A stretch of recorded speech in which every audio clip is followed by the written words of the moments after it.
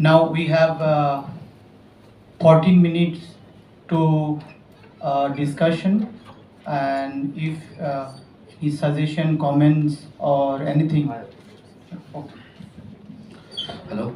So I have a question to our very first speaker. Introduce yourself first. Okay. Myself Sheikh Shamim. I'm a PhD scholar here at ILSR.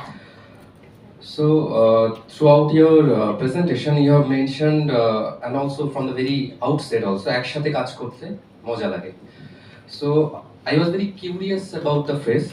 So I just want to know could you please elaborate this term a bit, that what is actually, or who is this একসাথে?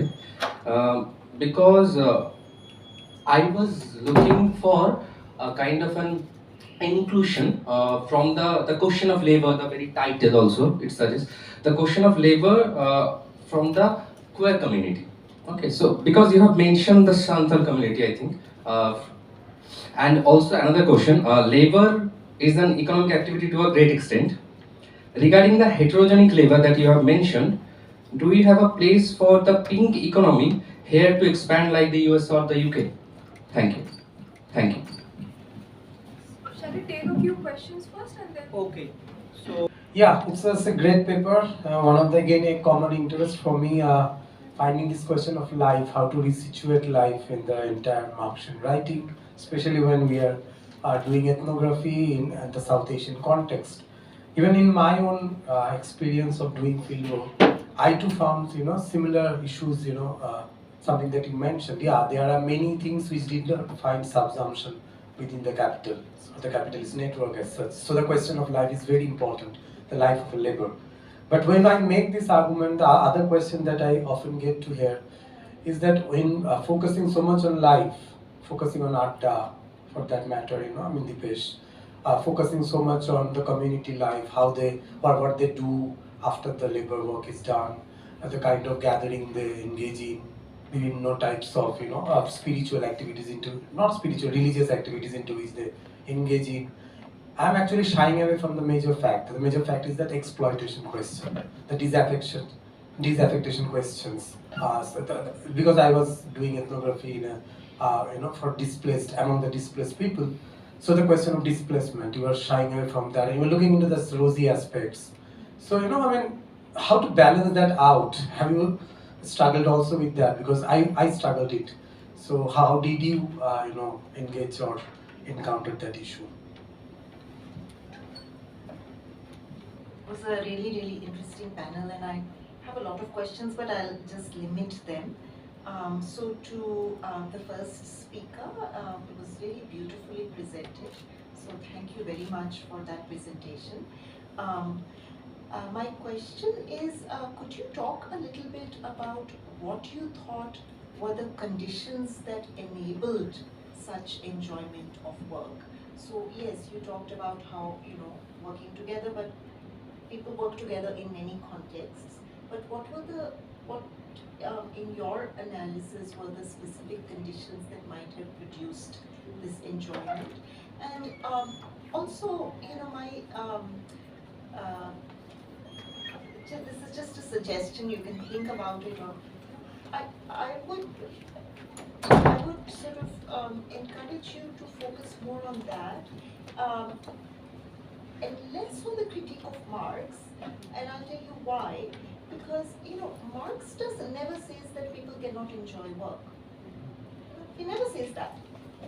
He says that under certain capitalist conditions, you can become alienated from the labor, and that's why he focuses, in those early writings, very much on industrial labor. That's been a critique of Marx too. Why doesn't he focus on the peasantry? But he was focusing on a particular form of labor at that time, in which he saw no space for this kind of interaction, piecemeal work. You all know so I don't have to. But he never said you cannot enjoy work. He just said capitalism is increasingly creating conditions in which you're alienated from your own labor. Right? So I would say maybe focus more on what are the conditions that actually enable, within a capitalist world, enjoyment, and then to think about that.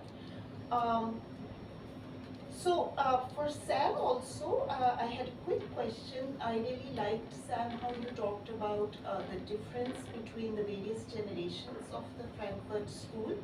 Can you hear me? Can you hear me, Sam? Not really? Okay, can you hear me now? Oh, it's on mute. Sam is on mute. Sam is on mute. Sam Saying is on something. But he should.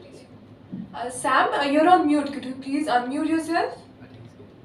I see. Sorry. Yes, Yeah. I can hear you much better now. Thank you. I was struggling. Okay. I'll try to speak louder. I said I really Thank you. appreciated how you tried to distinguish between the various generations of the Frankfurt School. And forgive me if I'm misunderstood, but your economic analysis, there's been a change in how they are approaching Europe in relation to the rest of the world. But I was wondering what your thoughts were in terms of the question of race. Has that idea also, have they been able to expand? Do you see in the work of the Frankfurt School a real attempt to grapple with the question of race beyond anti-Semitism? So that was one question. For the last talk, that was again a very, very interesting talk and lots of questions, but I'll just ask one here, which is that it seemed to me that in the way you were talking about this figure, you seem to be equating nationalism with a resistance to colonialism. And I'm not so sure that nationalism is always a resistance to colonialism. It is a resistance to political colonialism, of course, but whether it is a resistance to, the epistemic colonialism, whether it is actually remaining within very much the kind of nationalism is a product of the same, it is a product of the colonial world as well. So to subscribe to a nationalist ideology is in many ways to remain within the purview of colonialism. So I'll just leave it at that right now. I'll just answer it. Can I just have a short question? This question is for Aliko and Moitri again. I suppose that both of you are associated with the Endangered Archives program. Yeah, you've beautifully and quite effectively elaborated through your case study that what sort of a contribution the archives may have in understanding critically the global south. But my question is more direct in terms of, I would like to know from your own experiences in handling the papers at the Mahabodhi Society, I suppose, that what have been the real life challenges of archiving in the global south vis-a-vis your interaction in this archiving project? The last one. This is the last one. Actually, I have for Sampurna, I was just thinking about your surplus life. That's a very interesting idea that you struck. That is with my God. And I was thinking about another kind of a new, perhaps you already know that, there's a concept of presumption. Some sociologists, Ritzer, one of them, is talking about presumption, which is production at the same time consumption. We are actually, it's related to data, the big data, to be precise. From that idea, one of my friends, Rohit Kamal, who was supposed to be present here, we are thinking about something that I want to share with you, if we can make a dialogue about that. That is it something about when we produce data by consuming data, we at the same time consuming and producing. That is Ritser's idea, presumption, and others. Now, is it a kind of surplus life? We're living, okay.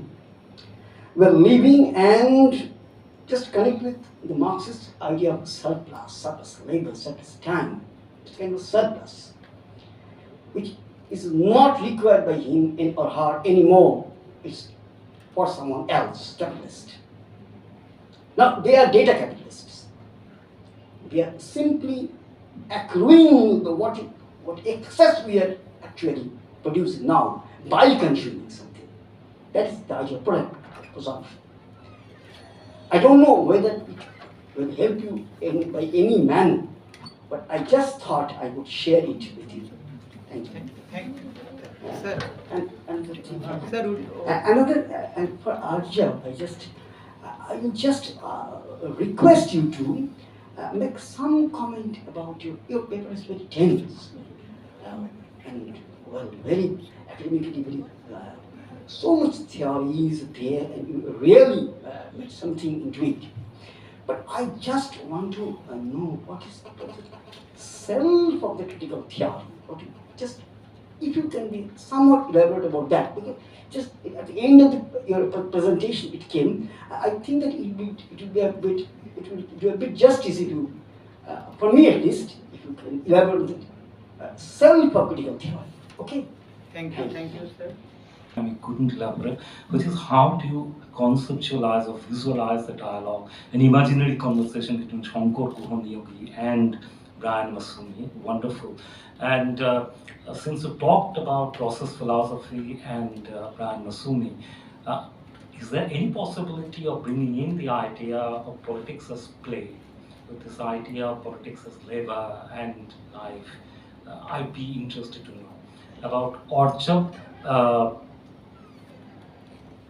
You raised that important question that all these radical experimentations that were carried out in the 60s and the 70s with global implications, what we made out of it, what are the takeaways at the end of it? I mean, you tried to hint at the fact it is an open-ended question, as you suggested. So it would be interesting to know from you, not today, but maybe the conversation can go on about what you think about what happened after that. The questions, right? And I can't answer all of them, or try to attempt to. I can't answer any. But so whatever I think will link all of them, I'll just give a response like that, right? So starting with Shamim, your name is Shamim, right? Your point. What kind of an akshate, when you are asking that, right, that is open to the context. So what my search is, it is to look for a post-capitalist praxis, if at all, right? And in that, I think one of the weapons of capitalism has been to lean on universals, thought through or unthought through, right? So when we are saying ekshate kaj korte moja lage, and this links me to ma'am's point as well, that what are the contexts in which this line came, right? I don't want to circumvent this line out of its context, because then it gives an unthinking universal, it takes us towards an unthinking universalism, and it gives an easy way of appropriation, right? So that would be my limited response to your question. To ma'am, what she asked, well, I feel this ekshate kaj korte moja lage is deeply rooted to their indigenous experiences. It is not like, so the same people who were actually saying ekshate kaj korte moja lage, they also come to Calcutta or go as far as Kerala together. And they work in fisheries, they work in mines sometimes. They're also there, they're together there in that sense, together. But they don't say ekshate kaj korte moja lage there. They're trying to escape that, like, because there is no job opportunity or, ways to earn enough to survive, they have to go. And every time there is an opportunity, especially if it's agriculture season, they just come running back, right? So I feel it is closely tied to their being, which is tied to the forest, They want to do those things that will allow them an opportunity to be in and around the forest. Babu is one such, Patakurono is one such. It might look like a very menial job, but it is more than just a job to them. The next question was so really what I'm trying to say when I say ekshate, when I'm highlighting ekshate kaj korte moja lage, I'm not trying to say, you know, that hilly-billy thing about काम करने में मजा आता है तो क्या. What I'm trying to do is, you know, pose it as an other to what has been the dominant understanding. This is not to say that there is no exploitation. Of course there is. We have to attend to it. But that doesn't mean that labor is not productive in other ways. My submission is only that, to attend to that multiplicity, not to reduce. अरे आपने exploitation नहीं देखा, देखेंगे भाई, वो तो है, but वो भी है ना कि काम करने में भी मजा आता है. So my attempt in this paper or this work is to highlight this multiplicity, and the context will determine which of these plateaus to address. That is why I feel practice is of prime importance. You know, that is why praxis, not just practice, reflexive praxis. Because if your theory and your practice stops talking, these questions automatically become very big. Like you're talking about labor as, you know, maza aata hai. But what about the, you know, exploitation of the worker? But there will be a situation where exploitation takes less precedence to maza aata hai. So I just want to be open enough to attend to all these possibilities as and when the situation demands of me, right? And the rest, sir, we can have a personal chat because it's a big, with Shankar Guhan Yogi's point, what I wanted to, one thing I can say here is, so when Shankar Guhan Yogi was forming the Chhattisgarh Mine Shramik Sangh, right? What he actually did is, he proposed that when we are organizing the mine workers, we cannot think of only 8 or 12 hours worth of the worker self. We have to think of the 24 hours, because this point actually Pranab said, that is Pranab Kanti Boshu, he helped me reach this point. The genius of capital is to be able to divide time into labor and leisure. So we have to preempt that division. Once that division is preempted, then much of these questions, appropriation of happiness by the system, this, that, will be redundant, because what is going away from you is your life. It's not your leisure time that you're losing. Once that is in my mind, I have a tacit way of, you know, choosing. What should I choose? But because I am so invested in the concept of time that is labor time and etc., that can be leisure, something else, it is easy to fool you once you have given into that completely. And Shankar Guhan Yogi's genius is that when he was organizing, he saw this. That is why I think, and because he was working in indigenous spaces, he had to take note. The indigenous, what we have reached today through hundreds of years of theorization, they have been living it with the ease of living life. That's all I can say. Yeah, thank you. I'll answer very briefly, but I think it's a great question. So, yeah, there really has been a big transformation, at least in the thinkers that I speak about, 2 of the 3. So Strick, not. Strick doesn't have any conception of that stuff that I can tell. But if we look at Wagner and Lesnik, which are the only real contemporary sort of Frankfurt or Frankfurt line thinkers that I can really speak about. In the case of Wagner, yeah, he's thought a lot about race. He's done a lot of writing about South Africa and Brazil in particular, and more broadly comparing Sub-Saharan Africa and Latin America and Europe. So it's not theorized in detail in Wagner's work, but it's very much there. He's very aware of it. I worked with him for a few years, and race was always coming up in the group. With Lesnik, yeah, I don't think he theorizes in any detail, but he certainly mentions it in many places, and I would say that he takes it as accepted that most of these post-colonial critiques of race and various other discussions are fully well established, and that is a fundamental assumption from which he works. So without theorizing it in detail, it's very much present as well there, I believe. Yeah, I'll leave it there. Thank you.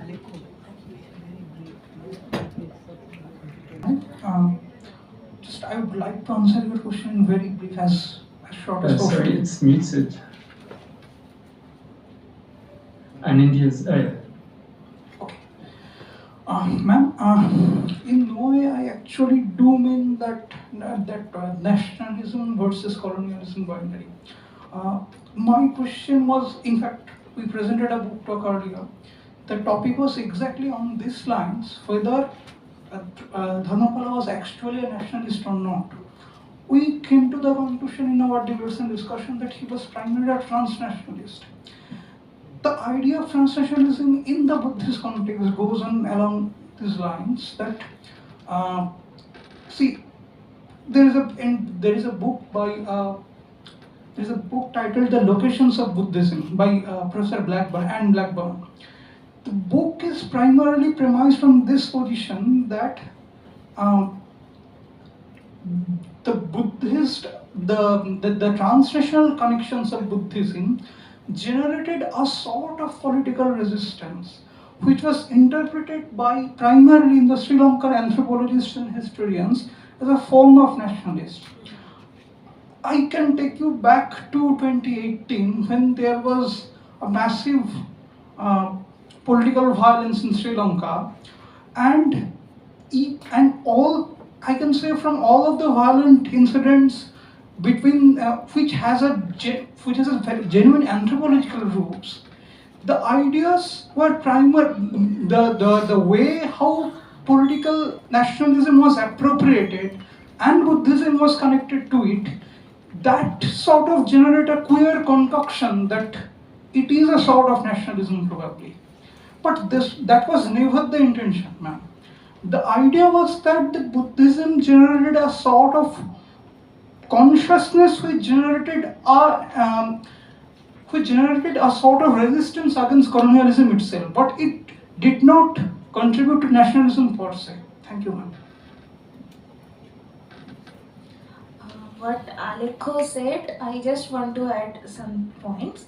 That first of all, Dharmapala, the time of Dharmapala was it was a very fractured time in itself, because the colonialism was going on, and probably this very debate that whether nationalism can stand against colonialism or what will be the aftermath or even that decision, I think that was a more in a more fractured way during that time. And I just want to mention that Dharmapala himself, if the narrative provided by Kemper is followed, Dharmapala himself provides a very undecidedness. There is certain restlessness. He goes on from project to project, but I think what is important about talking about Dharmapala is he calls for actions. And even though they sometimes are very contradictory actions, because he often writes to the empire in a very sympathetic language. His letters are in very sympathetic language, and simultaneously he talks in favor or against the oppression on the Sinhalese as a race.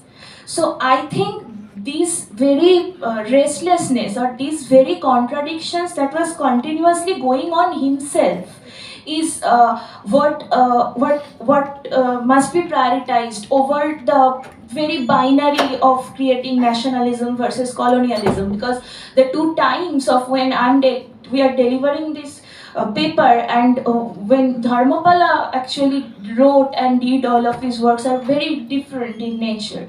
So yeah, I want to add just that.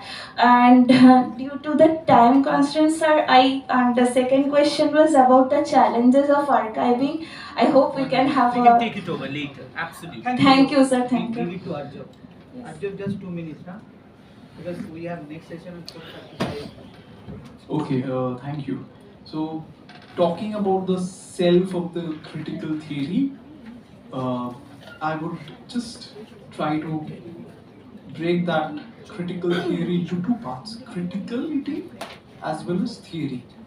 And from there onwards, what I'm more or less familiar with through studies and a little bit of research is some of the articulations on theory itself, which comes in from the works of I think Michael Kennard or John Kennard, I don't remember, but it's titled as a very short introduction to literary theory, which tries to talk about what theory is. And there is an evolution in criticism and theory, which Patricia Ward, in her introduction to literary theory and criticism, it came out from Oxford. There was a 35 to 36 pages of introduction where she talks about it, that a lot of written materials by poets, by people who were producing literature, regarding their work, regarding their occupation, and regarding the significance of fiction, poetry, literature, and how they ultimately move towards institutionalized spaces. And Patricia also talks about how scientists frowned upon the people from literature background for using the word theory because the scientists thought that they were the ones who were doing theory. So these all are there in my mind at the moment. And then also because the work somewhat engages with the radical 60s, 70s, neoliberalism, David Harvey, so their works are also somewhat important. Now, coming to the second question, it's interlinked with what Professor Purokasu has asked. The takeaways. One of the most important takeaways would be the emergence of what is understood as a subaltern studies collective. Now, that is, or that was one of the new ways of looking at India's social history and cultural formations. That also again got critically dissected in the works of, let's say, Sumit Shorkar and also Aloysius, G. Aloysius. Now, few years down the line, there is the idea of the third world literature by Jameson, Frederick Jameson, and then the famous Ahmed-Jameson debate, and then finally the rounding of the debate by saying that should we have theory or should we actually move towards an anti-theoretical position. So all these are there. And the latest one which has come out is by Aditya Nigam, which is about decolonizing theory. So it actually is the major issue that I would be thinking about when we talk about the self of critical theory is also linked with the self of theory itself. Right? So how do we practice theory? And some of the presentations have already tried to highlight the challenges, that how do we engage with the present day circumstances which we try to explain or speculate about or even think about in the futuristic terms. So that's all. Thank you, Arjun. We can continue the conversation. Now, we are running very shortage of time, so we'll shift to our next session. So over to you, Kana. Thank you all of you for your brilliant